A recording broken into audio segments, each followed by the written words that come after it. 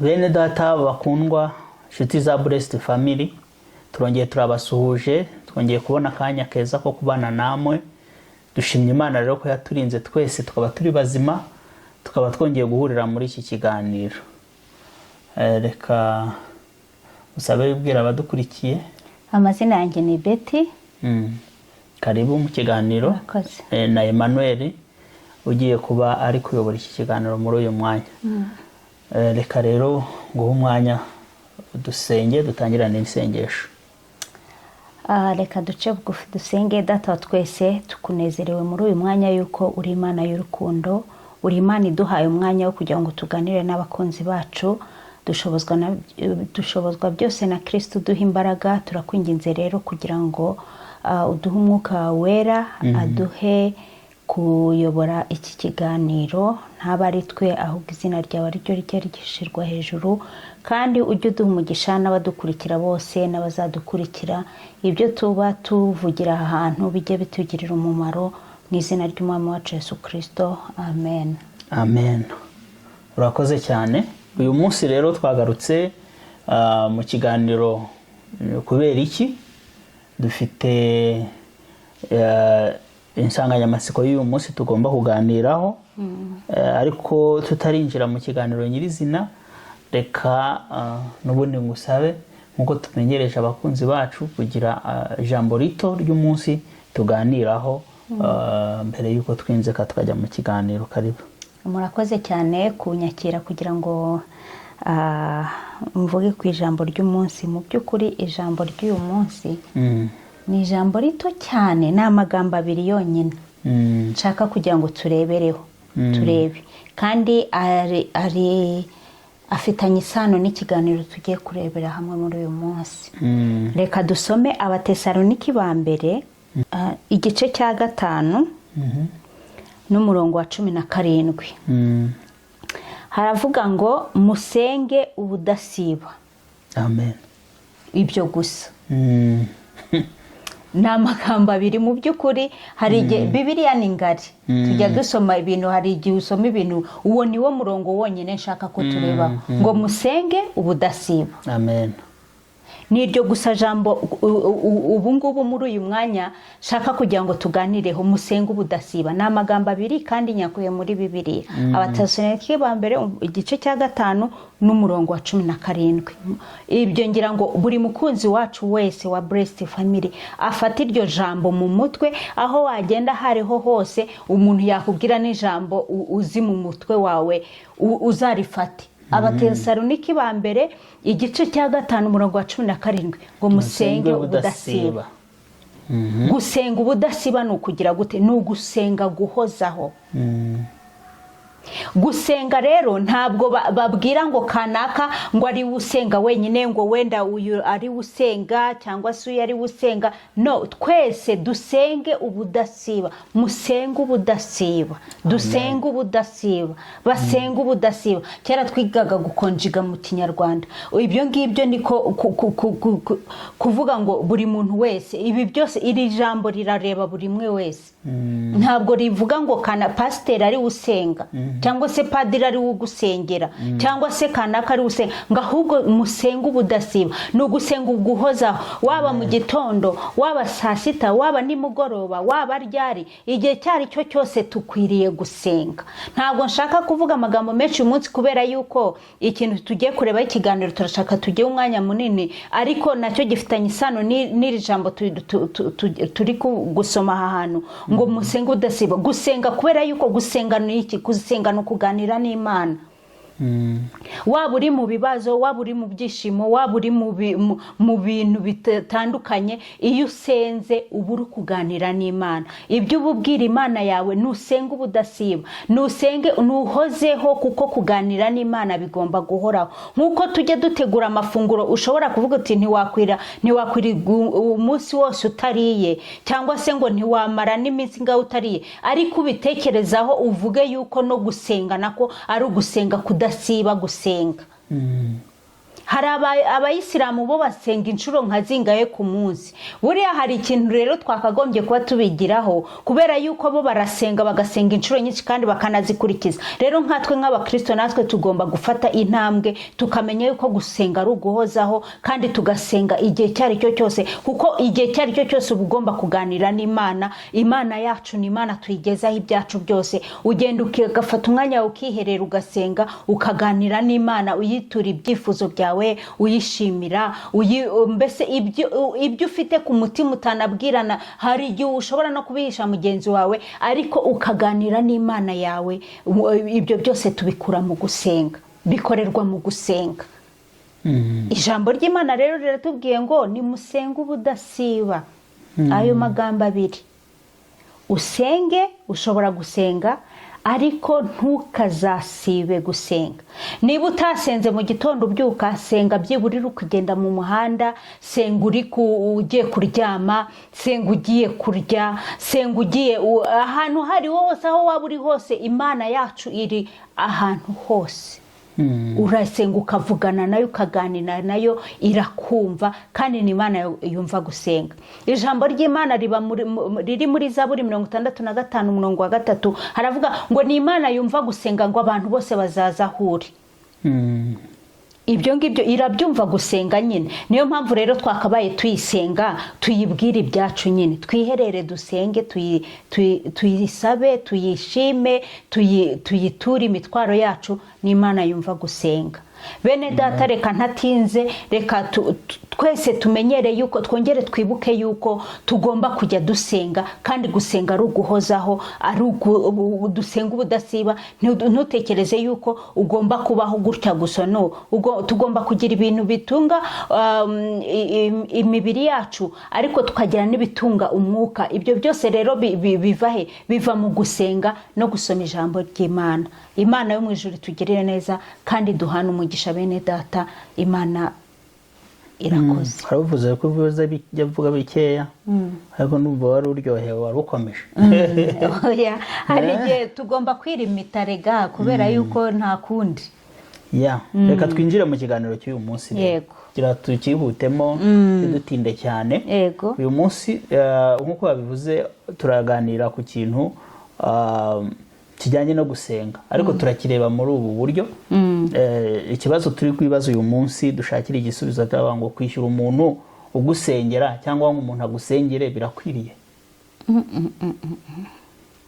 Kwishyura umuntu ugusengera birakwiriye? Cyangwa se kugira ngo umuntu agusengere ukabanza ukamwishyura, cyangwa akagira ikintu, cyangwa se akakwishyuza we? Ahubwo ratubanza umpaya, cyangwa ndabakeneye amafaranga muri ubu buryo. Ibyo bintu se bibaho? Ukamwoherereza amafaranga. Ibyo bintu bibaho? Urashaka kuvuga ko utabizi se? Ntabwo byumva buri gihe bavuga ko umuntu yoherereje undi amafaranga ngo ajye kumusengera, mugire ku musozi, ibintu nk'ibyo ngibyo. Uzi ko biriya ngewe buriya mba none se urashaka kuvuga ngo bibaho? Nta bantu wumvishe ngo umuntu ngo agusengere kwabanza kukwaka ituro? Ngewe nzi yuko baba bavuga ngo turaje gusenga, ngo ariko dusange watetse inkoko. Ibyo ngibyo byo ndabizi, ariko bariya bantu yaza ngo aje ngo mufatanye gusenga, ngo umutekereye inkoko.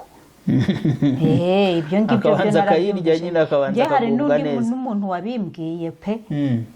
Naramuhamagaye aze dusenge, ati nuteke inkoko, nsange wayikaranze, abanza amererwe neza nyine, hanyuma mubone uko mujya gusenga.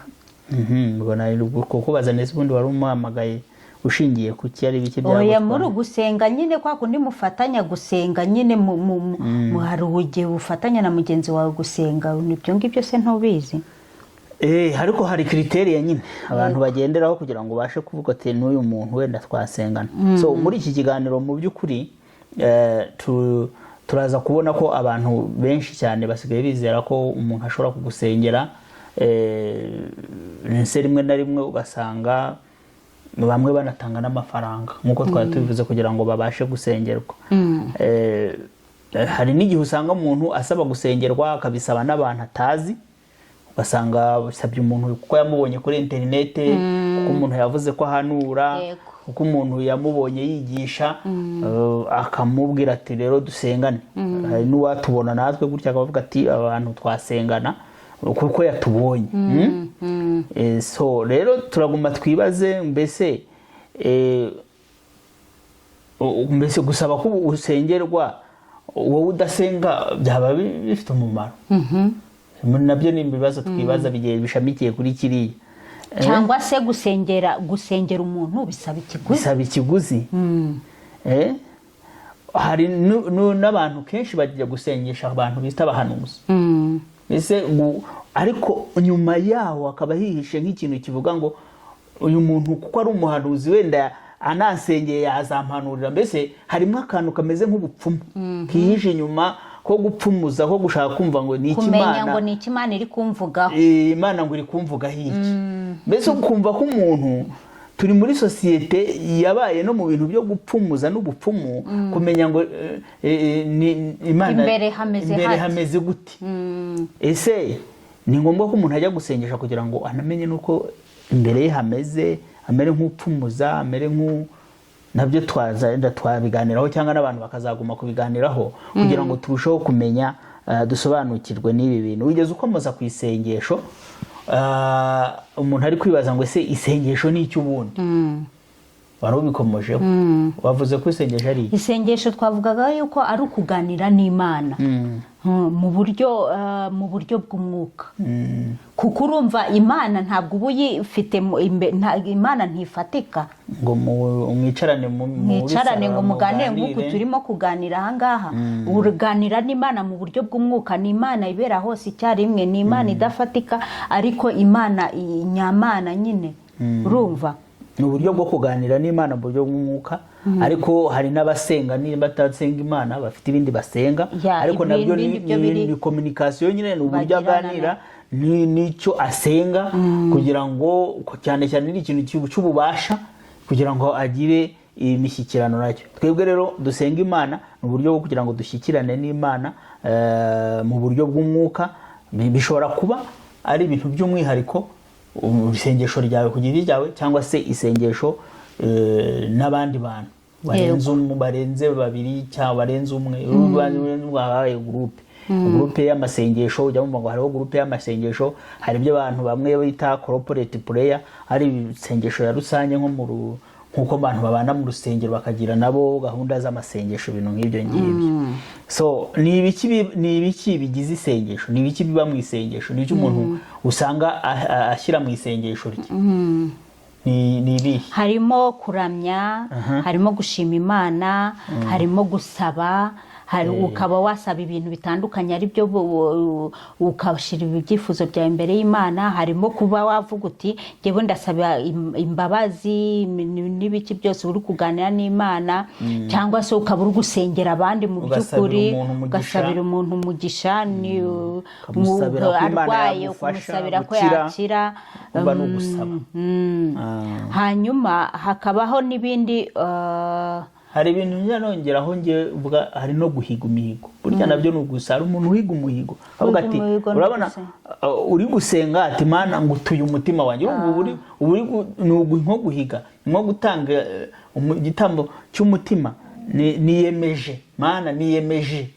Hari igihe uri no gusenga Imana warangiza ukayibwira ati Mana rwose nunkorera iki rwose, niyemeje ko nzabigenza gutya na gutya. Ni isengesho usaba ariko ukanatanga umuhigo, kandi guhiga umuhigo ntuhigure biruta no kutawuhiga. Hari ibintu rero nabyo buriya guhiga biri mu masengesho dukora, tugahigira mu masengesho, ugasanga wahize ikintu kandi ngombwa ngo ugihigure, kuko muri cya kiganiro n'Imana hari ibyo uba wiyemeje gukora. Ariko akenshi abantu bakunda kuvuga ibyo bitatu: kuramya, gushima no gusaba. Ariko turongeraho n'icyo cyo guhiga, kuko hari igihe usanga wahize umuhigo, kandi umuhigo burya ni ikintu gikomeye.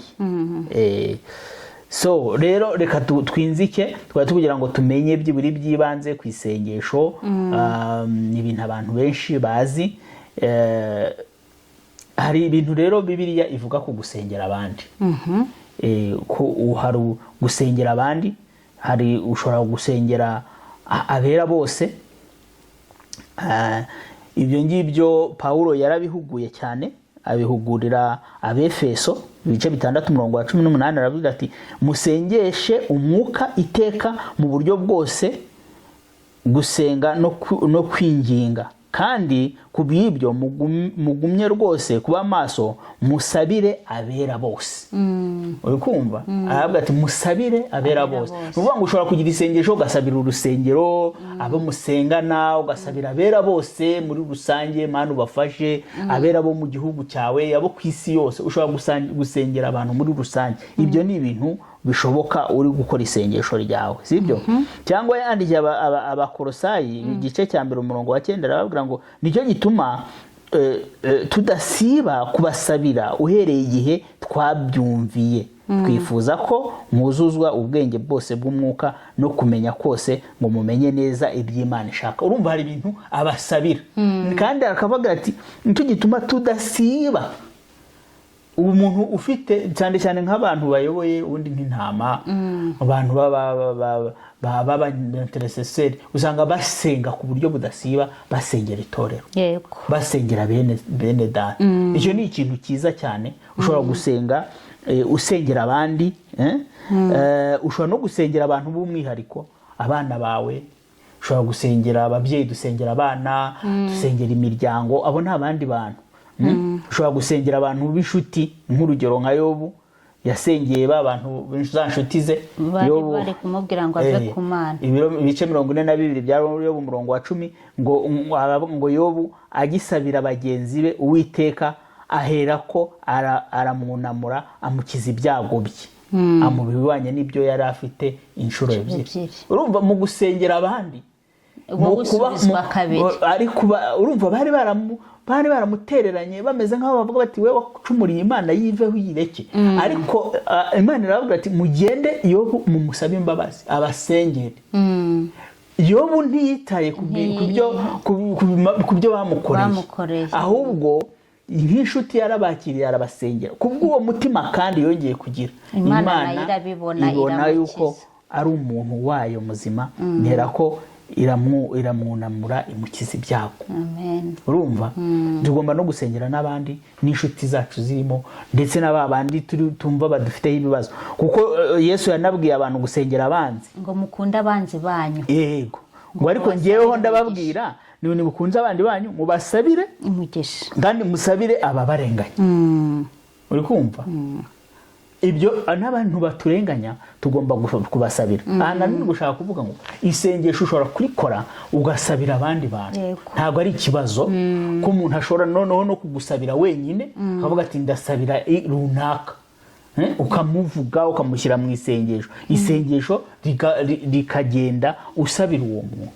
Bibiliya irabidushishikariza, ni ibintu tugomba gukora. Yego. So noneho Bibiliya inadutoza gusengera hamwe. Ngo ushobora kuba ufite ikibazo tukaba twasengana. Yego. Sibyo? Tukaba twasengera ikibazo wenda dufite, se dushobora gusengera hamwe kubera ko turi iteraniro. Urumva gusengera hamwe n'ibintu birenze umuntu umwe. Cyagiye ushobora gushingana groupe mugasengana. Mushobora gushinga groupe y'amasengesho mugasengana. Cyangwa se ugahamagara umuntu 2-3 mukicara hamwe mugasengana, ariko muhuje, wumva ko muhuje mugasenga, mukaba mwasenga. Cyane rwose. Ariko ibyo bintu byo gusengana, kuko ushobora kuba ufite request, ushobora kuba ufite ikintu ushaka gusengera, ukaba wakimbwira. Buriya nicyo twashaka kuvuga. Nkaba nasengera tutari kumwe. Niyo mpamvu twavugaga igice cya mbere cyo kuba wasengera abandi bantu, cyo kuba wasengera undi muntu, uri kumva atari ngombwa yuko mwicaranye ukamushyira mu isengesho. Ushobora no kuba uri kubisenga nta nicyo yanakubwiye. Ushobora kuba nzi kuri muri situation ukaba wayisengera nta n'ibyagusaba. Nkaba nayisengera kuko nzi ko inshuti yanjye iri kunyura muri ibi bihe, nkayisengera. Nicyo gice cya mbere twabonaga cyo kutwereka ko dushobora gusengera abera b'Imana, yaba umwe cyangwa benshi, benshi dushobora kubasengera. Ahangaha rero turashaka kuvuga mushobora noneho no gusengana. Ni ukuvuga ngo ibi ngibi bifite umumaro ukomeye kubera ko mushize hamwe murenyegeje, muzamuye request, muzamuye icyo musengera imbere y'Imana. Nka kwa kundi intumwa zari hamwe ziri bihuje umutima iyo urebye byakozwe n'intumwa igice cya mbere umurongo wa 14 batwereka baravuga ngo abo bose bari hamwe. Uri kumva n'abagore na Mariya nyina wa Yesu na bene se bakomezaga gusenga umutima waba ugize ute uri hamwe bahuje umutima. Kandi uziko kujya kumanuka baravuze ngo bari mu cyumba ngo bageze gute bahuje umutima. No kuvuga ngo guhuza umutima ni principe cyambere kugira ngo mubashe kuba mwafatanya isengesho n'umuntu umusabye ngo unsengere cyangwa dusengane. Urumva bari gusaba ngo unsengere cyangwa dusengane kuri iki kintu, dusengere hamwe dufatanye gusengera iki kintu. Iyi principe ya mbere kugira ngo isengesho, kuko kugira ngo usabe umuntu kugira ngo agusengere ubu mwizeye, kugira ngo usabe umuntu ngo musengane nuko mugomba kuba muhuje umutima. Niyo noneho mwaba muri no muri groupe y'amasengesho, reka tuvuge no muri groupe y'amasengesho, mugomba kuba muyibanyemo muhuje umutima, kuko ibintu muri gukora mudahuje umutima nta mumaro bifite. Ariko uzi kumva abantu ngo basengana muri groupe umwe, umuntu akavuga ngo runaka simwemera, kandi ejo bagasengana akicara aho ngaho akarara ijoro cyangwa akirirwa umunsi, kandi azi neza ngo runaka simwemera. Cyangwa se bafitanye ikibazo ati azi neza ko bafitanye ikibazo akakimara ukwezi akicaraho. Birutwa rero nge nuko nakizana nkagikubita aho ngaho tukakivuga, tukavuga ati turacyumvikanye cyangwa se ntitucyumvikanye ntitubashe guhuza umutima. Ubwo no gusengana ntibikunda, kuko abantu bagomba gusengana bagize bate bahuje umutima kugira ngo babashe kugira gute isengesho ryabo ribashe kumva. So icyo rero ni kimwe, guhuza umutima ni ikintu cy'ingenzi. Paulo na Sila turabyibuka nabwo biri mu cyakozwe n'intumwa ibice 16 umurongo wa 25 na 26, abantu bashaka kuhasoma. Bari muri gereza bafunzwe bazira ubutumwa bwiza, ariko kubera ko bari bahuje umutima barasenze iminyururu bavaho, irafunguka, imiryango ya gereza irafunguka. Uri kumva ikintu cyitwa guhuza imitima. Guhuza imitima bari abasore batatu uko bari kumwe, Saduraka, Meshaki na Abedenego, bari abasore uko bari kumwe bari batatu, basenze kubera ko bari bahuje umutima. Imana iragendera batabara bakura mu muriro waka.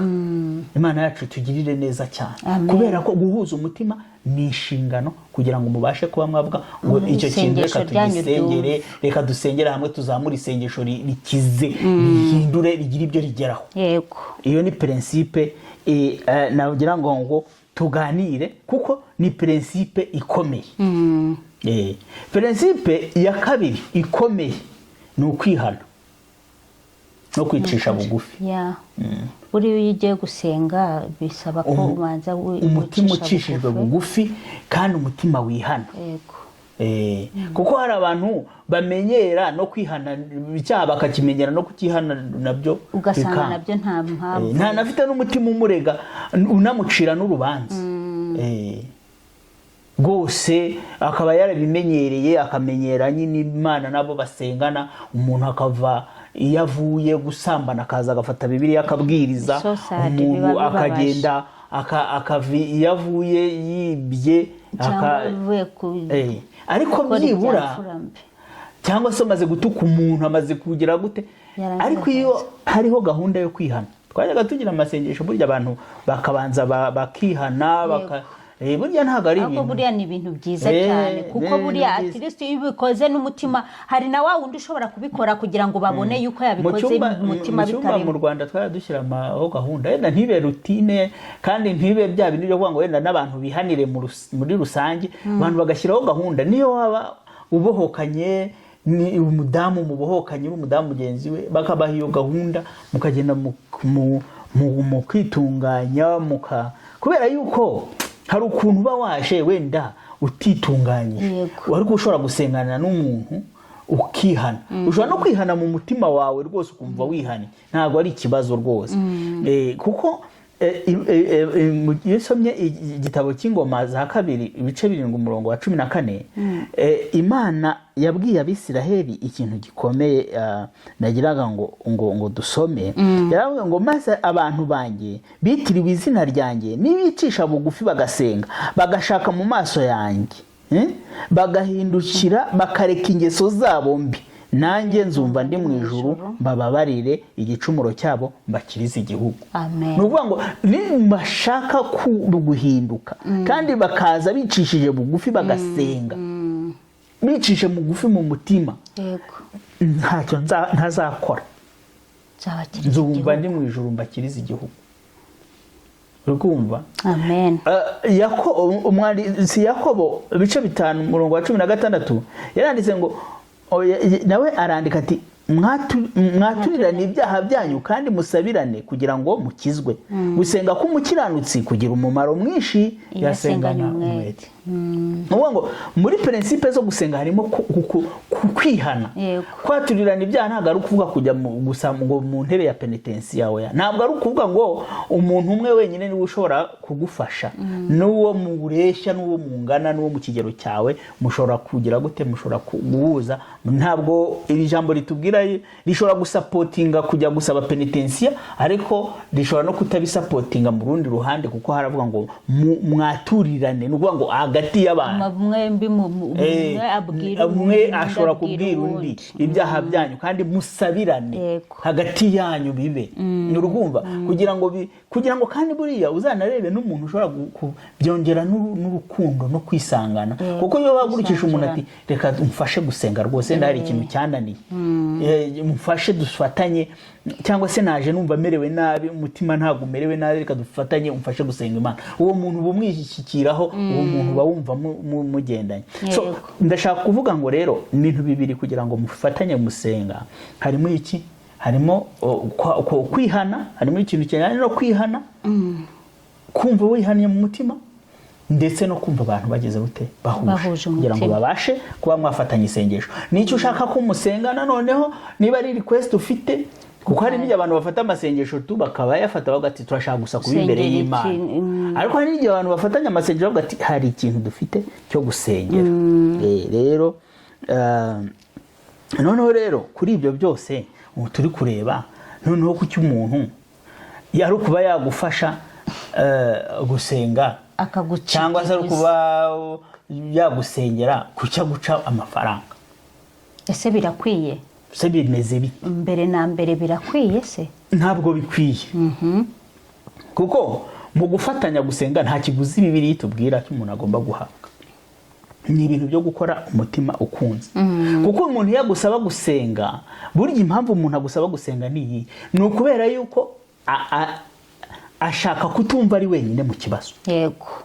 Niba ari ikibazo afite, ashaka kutumva ari wenyine muri icyo kibazo, ashaka kuba hari umuntu w'umuvandimwe wamufasha, akumva yaruhuka. Kandi buriya tunongeye, uyu muntu abashaka n'iki? Abanashaka ko nanagira n'igihe cyo gushima Imana, hazaboneka umuntu bafatanya no gushima Imana. Amen.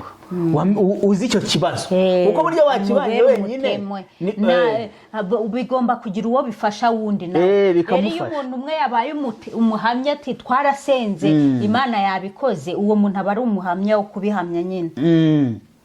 Urumva uwo muntu agira umuntu basangira bya byishimo byo kuba igisubizo cyabaye. Kandi se duserebure Imana bya bintu twasengeye yabishubije, ukumva mbese ni uburyo bwongera ubusabane. Rero ntabwo ubwo busabane bugurwa, nta mafaranga wabona ubuha, ni ubushuti bw'abana b'Imana, ni ukubana mu buryo bw'abana b'Imana. Naho umuntu nakubwira ngo natangiye kubicuruza, umenye ko uwo muntu nicyo nshaka kuki hazamo kwishyuza, nuko hariho abahanuzi b'ibinyoma. hari abantu bari kuyoba. Kandi mu by'ukuri hariho n'abakozi b'Imana bitwa ko bimiswe aribo bafata iyo ntambwe ya mbere yo kuvuga uti niba ushaka ko ngusengera ati bigira icyo utanga. Hano muri Kenya nabyumvisha hari umupasiteri umwe hano ujya uvuga uti hari n'umuntu vraiment ngo yaramuhamagaye ngo amusengere ngo arangije aramubwira ngo ufite angahe, ngo aramubwira ngo mfite 500, ngo genda ngo yarye ngo n'abana bawe, ngo ntiyagura na fiyo, ngo ntiyagura yashiramo essence inganiye. Umuntu umukozi w'Imana pasiteri muzima umuntu aramuhamagaye ati mfite ikibazo nsengera, ati ufite angahe, undi aramubwira n'utwo afite twose dukeya afite ngo 500 mu by'ukuri ya hano ni 5,000 by'amanyarwanda. Arangije aramubwira ngo ayo ngayo se ngo nayamaze iki, ngo ayo yagura fiyo, ngo gende urebe ibyo yakoza ngo nibiki byose. Ibaze umukozi w'Imana akakubwira gutyo, urumva udahita ucika intege mu by'ukuri. None si ibyo bintu koko birakwiye? None we yarahamagawe cyangwa yarihamagaye? Urumva ibi bintu byeze kubera abahanuzi b'ibinyoma. Nibo batumye tugera ahangaha turi. Niyo mpamvu nashakaga ngo dukomezeho gatoya. Abahanuzi, kwigisha ku buhanuzi bw'ibinyoma ni ibintu birebire, ariko birasaba yuko mbivugaho. Kubera yuko utagiye gusoma neza iby'abahanuzi b'ibinyoma ntabwo ushobora kumva impamvu dufite ibi bibazo muri iki gihe. Ntabwo ushobora kubisobanukirwa. Rero reka turebe ibyerekeye abigishwa b'ibinyoma. Petero wa kabiri ibice 2, ubwo n'urwandiko rwa kabiri rwa Petero ibice 2, tuve hano ku murongo wa mbere dusome nk'imirongo igera nko kuri ingahe. Ariko nk'uko hariho abahanuzi b'ibinyoma badutse mu bwoko bw'Abisiraheli, niko no muri mwe hazabaho abigisha b'ibinyoma bazazana rwihereranwa inyigisho zirema ibice zitera kurimbuka, ndetse bazihakana na shebuja wabacunguye, bizanire kurimbuka gutebutse. Ingeso zabo z'isoni nke benshi bazazikurikiza, batukishe inzira y'ukuri, kandi irari ryabo rizabatera gushaka indamu kuri mwe, bababwira amagambo y'amahimbano, ariko iteka baciriweho uhereye kera ntirizatsinda, no kurimbuka kwabo ntiguhunikira. Imana itugirire neza. Amen. Aho ngaho turabumvishe. Ni ukuvuga ngo natangiye mvuga ngo ibibazo dufite bituma habaho n'ibyo bintu by'abantu basaba batanga amafaranga yo gusengerwa, ni ukubera ibibazo by'abahanuzi b'ibinyoma. Abantu benshi basabwa gusengera n'ujya gukurikira uzasanga abantu basabwa guhanura ni abantu bita abahanuzi.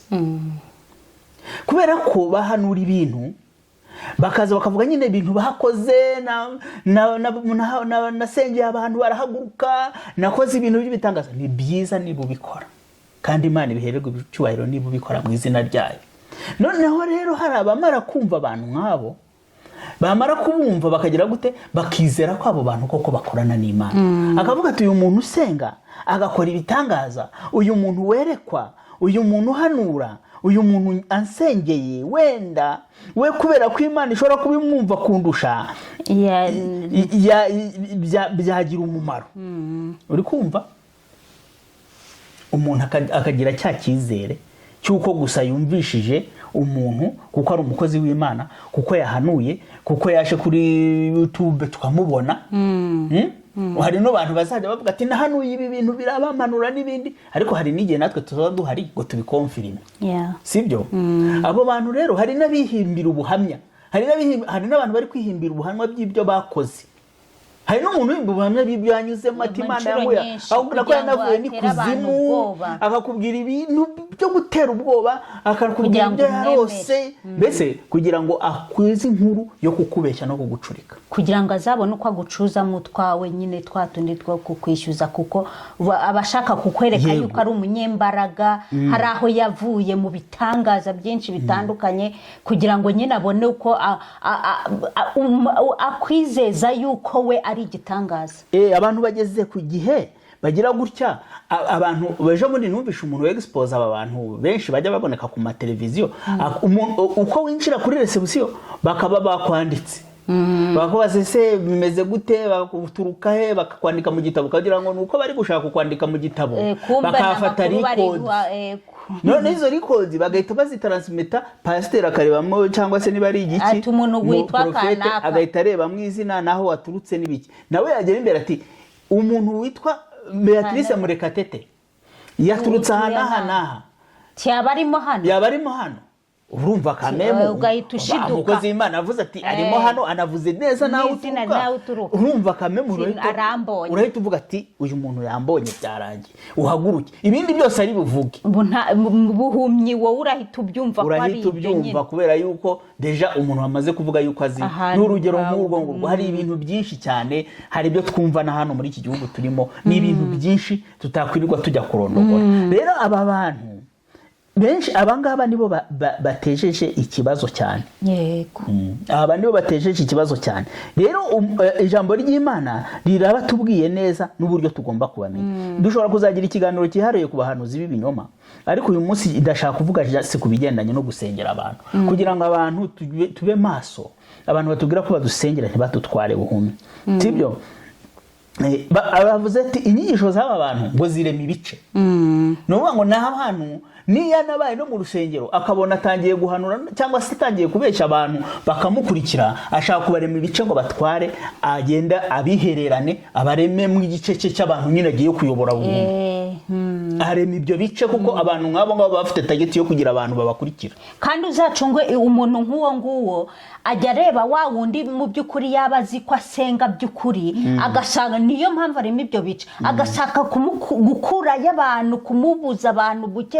ni kwa kurema ibice kugira ngo ari we bene bamukurikire kurusha uko bakurikira uyoboye pasteri uyoboye umushumba bamukurikire ko ashaka abantu yiyegereza uri kumva ashaka abantu yiyegereza rero no gucamo ibice birashoboka kandi harimo n'abari kuba abahanuzi benshi bashaka no kurema amatorero nabyo kugira ngo agire abantu niyo mpamvu n'ibice abizana kwihakana shebuja wabacunguye no kwihakana Yesu impamvu abantu bihakana Yesu ni iyi uzasanga impamvu abantu bihakana Yesu biri mu bikorwa byabo ntabwo azajya ku musozi ngo avuge ngo Yesu ndamwihakanye cyangwa aho azakoresha ibikorwa kandi biguhumya amaso harimo ng'ibintu by'ibimenyetso bagomba cyangwa ibintu bifatika akubwira amaraso ya Yesu agomba kugukiza ayasimbuza amazi yakuye muri Yesu cyangwa se asimbuza ayasimbuza umushwara akubwira ati twara uyu musara cyangwa utwara agasambaro ujye ukarambika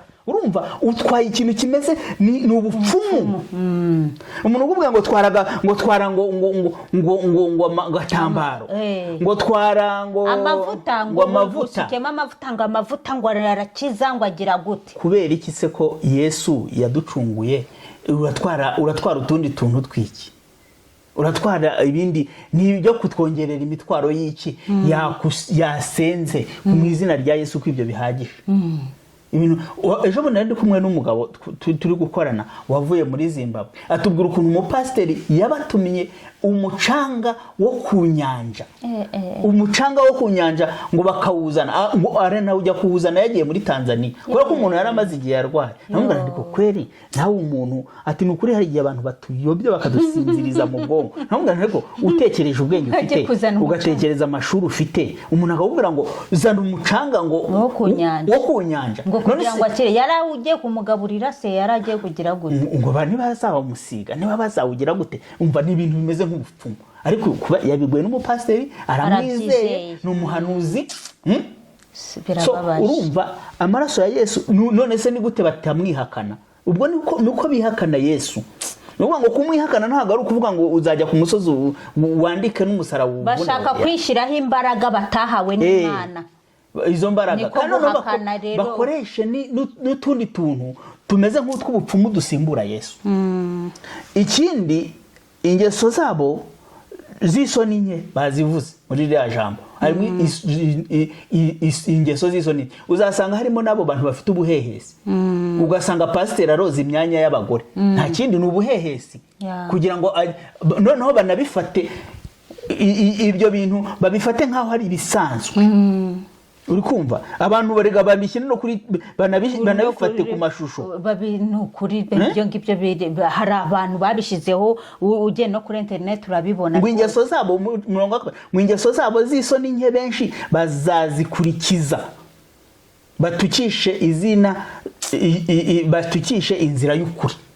None se inzira yo koza abadamu ngira ngo abantu turi kuvuga ntabwo ari ibintu turi guhimba. Koza abadamu mu myanya y'ibanga urumva atari indwara y'ubusambanyi yinjiye mu mutwe w'umuntu. Bari kubakiza imyaku ngo bari kubakiza abagore imyaku ngo bashingirwe abakobwa ngo barongorwe ngo abagore ngo babyare bakajya kukoza ko kugakuramo imyenda yo ugakuramo imyenda rega nawe ukaza ubyumve ibyo ngibyo nawe uzamenye umuntu uzabikubwiza uzamenye ko ari umupfumu umuhanuzi w'ibinyoma. Noneho rero icyo nashaka kugushaho hano kubijyanye no gusaba gusengerwa nuko aba bantu ngo bazabasaba inda mu murimo ngo bazabasaba amafaranga bazabasaba ibyo kubabeshaho. Aha rero niho hinjiramo yuko umuntu ajya umusaba ngo unsengere akatangira kukubwira ati banza umpibi nibi uzi ko nzamuka umusozi mpa 5 uzi ko n'ibihumbi 40 ingahe. Nose Imana ni nde wababwiye kwiba ku musozi kugira ngo umuntu azagusengere ari uko azazamuka umusozi. Sinanze ko umuntu yazamuka umusozi akajya gusenga ariko ntago ari Imana iri ahubwo ijambo ry'Imana ritubwira ngo Yesu yarabwiye ati mushaka aho mwiherera mukinga inzu yanyu mwihererane naso. Iyo ni ahantu ho gusengera hakomeye kuko icyo Yesu yigishije abantu yabigishije gusenga ahantu hatuje. Bura Yesu yanagiye nawe ajya kwiherera no mu butayu ariko ntabwo yagiyeyo kubera yuko mu butayu ari Imana iri ahubwo yashaka kwiherera iyo hirya aho atabonana n'umuntu n'umwe. Ushobora kujya ku musozi ushaka kwihererayo birashoboka ariko ntabwo umusozi uri buterere muremure ari butuma ubonana n'Imana. Oya ari ukuntu abantu bivuga kubera ko kanyarira ari ndende kugira ngo kuba uri buyiterere nibwo Imana iri bukubone cyangwa kuba uri bujye mwibuye rimeze nabi nibwo Imana iri bubone kuko Imana mbese iri kukugirira impuhwe kubera ibuye wagiyemo. Hoya ntabwo Imana ikugirira impuhwe kubera ibuye wagiyemo ahubwo wagiyeyo kubera iyihe mpamvu. Ese wagiyeyo gushaka y'ubwiherero kuko umusozi nawe dushobora kugira ikigirwamana. Ukavuga ngo Imana ibonekera muri ririya buye gusa. Hoya Imana itubwira ko iri mu mitima yacu. Yego ibana natwe iratwegereye nayo turi kumwe nayo mu mutima. Ntabwo Imana tujya kujya kuyishaka ariko hari igihe ushaka kujya wagira umwanya wo kwihererana n'Imana yawe ukaba wagira ahantu wegera ukaba wajya. Ushobora no kwihererana n'Imana yawe mu nzu. Yego ushobora no kwihererana n'Imana yawe ukagenda ahantu ugakodesha ahantu icyumba ugakinga ukabanamo nayo kuko ahandi hantu wumvaga hari urusaku. Ukumva ariko ntabwo ari necessaire ku Imana ngo iri bukumve ngo kuko ngo wagiye ngo ibyo nabyo rifo ko tubivugaho. Kuko umuntu ukubwira ngo ngo nzazamuka umusozi ngo rega nibwo izabyumva ngo nzajya mwibuye. Ntabwo ari byo ntabwo ari byo urumva. Umuntu rero ngo baremane amagambo biremera amagambo. Hari abantu njya numva bafite ibintu babwira abantu byo kubatera ubwoba akabanza kubitamo amagambo y'ururi mutanumva kugira ngo ushye ubwoba nyine.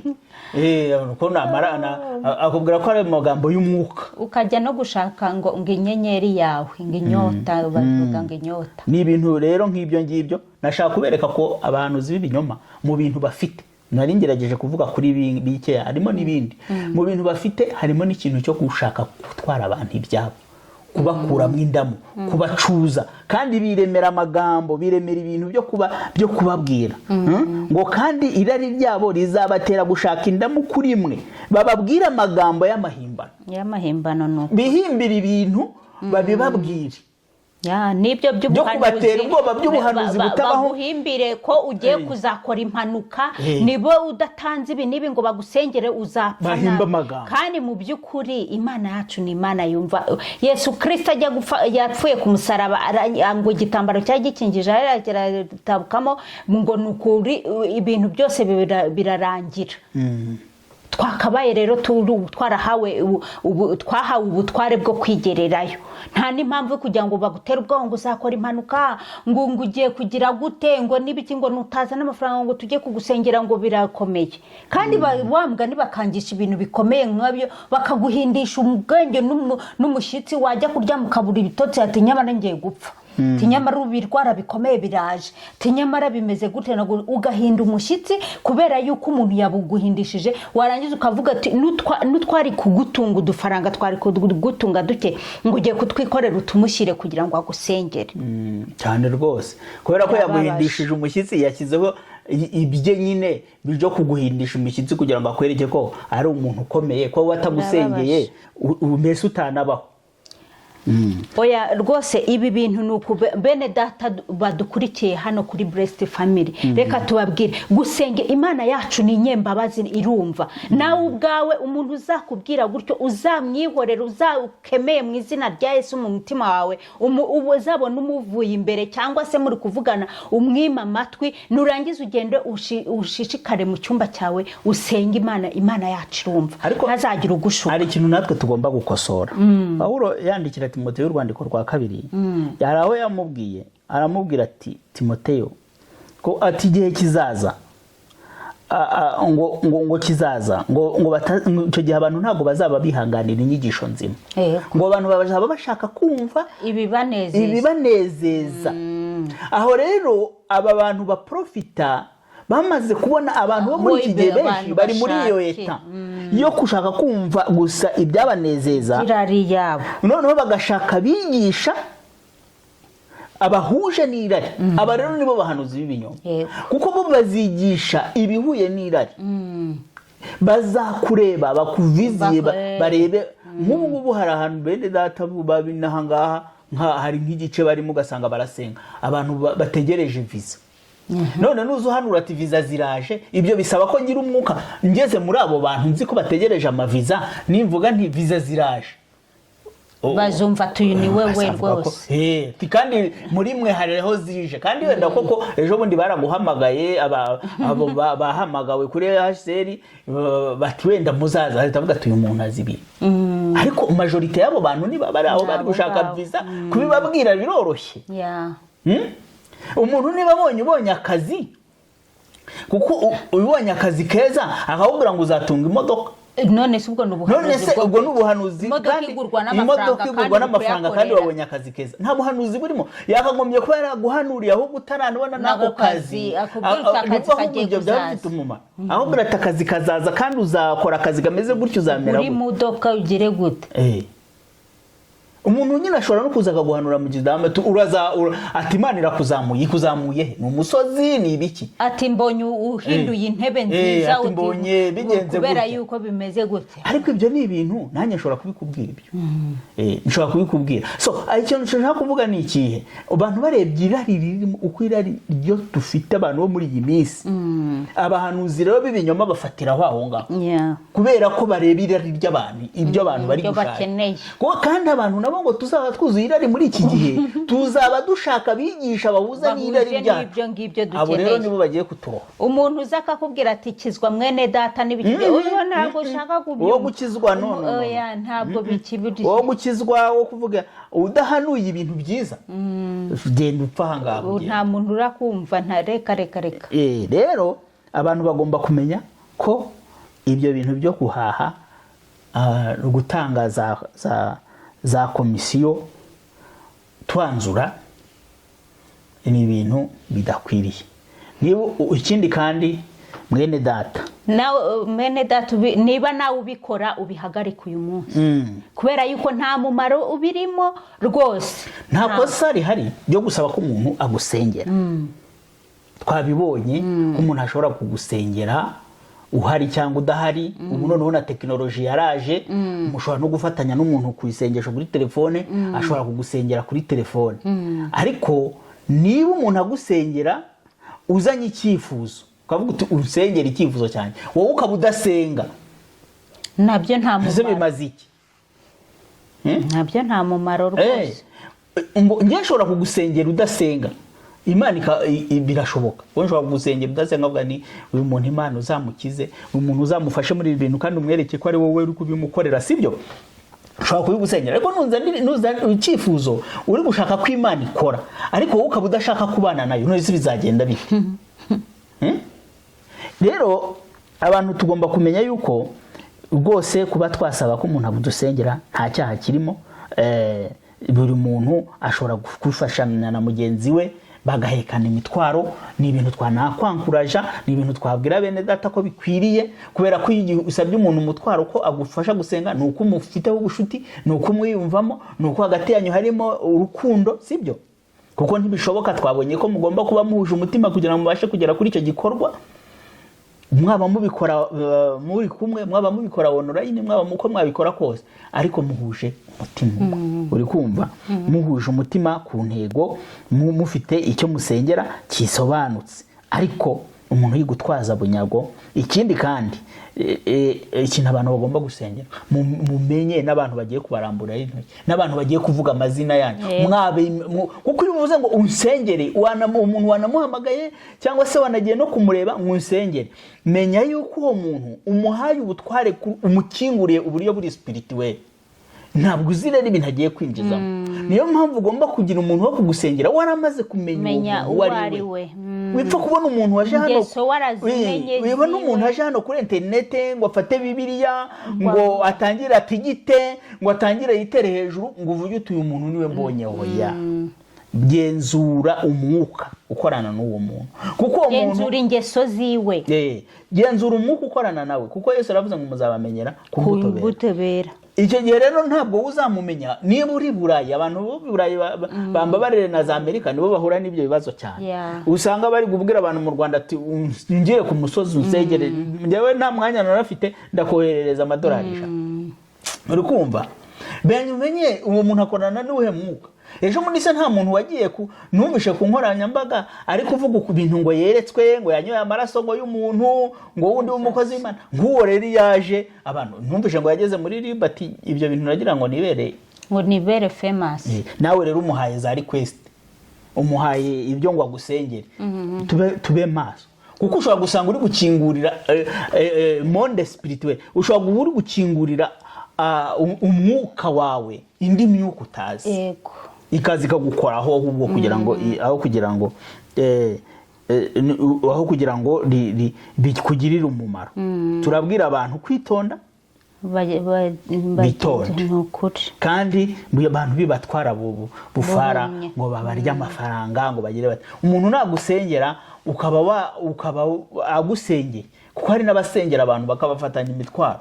Niba hari icyo wamufasha, hari n'umuntu ushobora gufasha nawe se biciyemo ibyo mwasengeraga muri kwa guserebura hamwe, ushobora kuvuga uti mwene data, uzi ko wasengeye akazi nkaba nakabonye, akira iki, uzi ko ukabamuhamaka, uzi ko twasenganye wa mutwaro nari mfite, urugo rwanjye rwari rugiye kugwa, none twarasenganye, Imana yagize gutya na gutya na gutya. Ni ukuri Imana iguha umugisha, kandi ni ukuri mu kintu naronse uyu munsi ndaguha iki. Ibyo niko bakozi b'Imana bakagombye kuba bakora.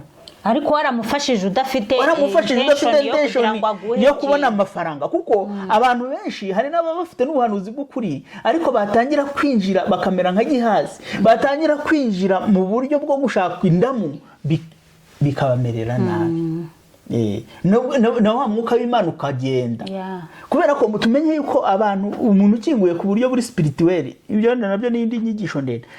Uburyo buri spirituel ni ukuvuga ngo hari connection ebyiri, hashobora kwinjiramo positive na negative. Yego. Uri kumva? Aho rero ni ukugenzura, abantu bakagenzura ku buryo bwimbitse. Ninde ugusengera, ese umuzihe, umuzute. nibyo Imana itugirire neza, Imana itu- abantu bakanguke, dufashe ni ukuri dufashanye, kandi ifashe dufashanye abakunzi gusenga. bacu. Ibyo bintu mujye musengerana musabirane, ariko nta kiguzi twavuga Nta kiguzi. gisabwa kugira ngo mufatanye n'umuntu mu isengesho, ufashe mwene data mu gusenga, nta kiguzi ni Nta ukuri. kiguzi bisaba. nta hantu tubibona muri Bibiliya mu by'ukuri. Imana yacu itugirire neza. Imana ituhe umugisha kandi twiteho, badufashiriza rwose kugira ngo dukomeze dusobanukirwe ibintu by'umwuka by'Imana ni bigari cyane, ariko harimo n'ubuyobe bwinshi kubera yuko hariho ibihe turi kugeramo, ibihe bibi cyane, ibihe biri kudusaba ko abantu barushye baremerewe, ariko bakaba basanga na bariya b'abahanuzi b'ibinyoma baza kubambura n'utwabo, kubera yuko nyine bo bashaka ibibanezeza muri bo. Imana ibaha umugisha rero. Ubwo reka tuhagarikira aha ngaha ikiganiro, naho ubutaha tuzasubira. Mukomeze mugubwe neza. Shalom, Shalom, shalom.